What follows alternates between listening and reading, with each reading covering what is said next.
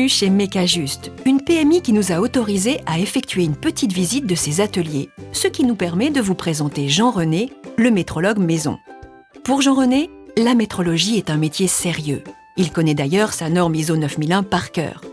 Celle-ci stipule notamment que les instruments de mesure doivent être vérifiés à intervalles spécifiés par rapport à des étalons de mesure nationaux ou internationaux.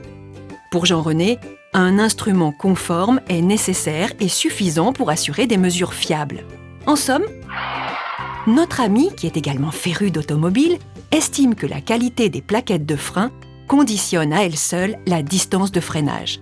Jean-René considère donc, en toute bonne foi, son métier comme une science des instruments, alors que la qualité d'une mesure englobe bien d'autres facteurs. Du coup, son rôle essentiel consiste à présenter les documents d'étalonnage vérification demandés par l'inspecteur de la fonction métrologie. L'auditeur qualité, si vous préférez. Bref, le rôle de Jean-René se limite trop souvent à des opérations administratives peu réjouissantes, peu visibles et donc peu gratifiantes. Et de plus insuffisantes pour garantir la qualité de la mesure elle-même. À quelques dizaines de kilomètres de là, voici une start-up industrielle assez innovante dont nous tairons le nom. Nous vous présentons Elodie. Alors que la première action d'un métrologue traditionnel aurait été de prendre connaissance du parc d'instruments, du logiciel de gestion, des étalonnages réalisés en interne, Elodie, lorsqu'elle a pris ses fonctions 6 mois plus tôt, s'est avant tout intéressée aux enjeux de la mesure dans sa nouvelle entreprise. Comprendre les attentes, explicites ou non, des différents acteurs qui utilisent d'une façon ou d'une autre un résultat de mesure pour prendre leurs décisions. Son objectif était alors de proposer des stratégies de gestion des instruments qui soient adaptées au contexte de l'entreprise. En s'appuyant sur des normes et des guides, elle savait qu'elle pourrait proposer à ses collègues des solutions performantes de gestion plus efficaces que des périodicités arbitraires sans réel fondement. Elodie s'attache à comprendre quels sont les risques liés aux différentes mesures dans l'entreprise. Quelles sont les possibilités de détecter rapidement une anomalie si elle se produit? Quelles sont les données à sa disposition pour calculer des périodicités? Cette liste non exhaustive, Elodie devra la compléter en rencontrant de nombreux interlocuteurs aux aspirations différentes, voire contradictoires. L'opérateur voudra le meilleur moyen pour être sûr de sa performance. Le financier ne pourra pas forcément le lui offrir. Le fournisseur souhaitera qu'aucune décision ne lui soit préjudiciable, mais n'acceptera pas forcément les coûts associés à une amélioration des moyens de contrôle d'entrée. L'auditeur vérifiera si on a répondu aux obligations administratives de la norme. Au milieu de toutes ces contraintes, Elodie essaie d'être le chef d'orchestre, rationalisant ainsi les diverses exigences et propose des arbitrages.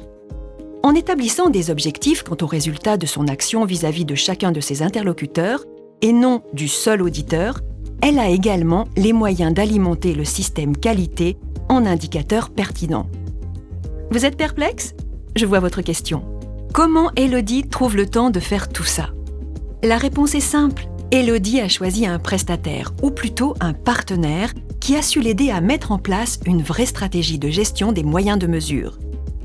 Faire le point sur les moyens réellement nécessaires à l'activité, hiérarchiser les efforts de gestion en fonction de la criticité des utilisations, définir les bonnes erreurs maximales tolérées nécessaires, optimiser les périodicités en fonction du besoin, mettre en place des actions de surveillance des processus de mesure, par exemple des comparaisons inter-instruments. Conséquence, Elodie effectue beaucoup moins d'étalonnage que Jean-René par exemple.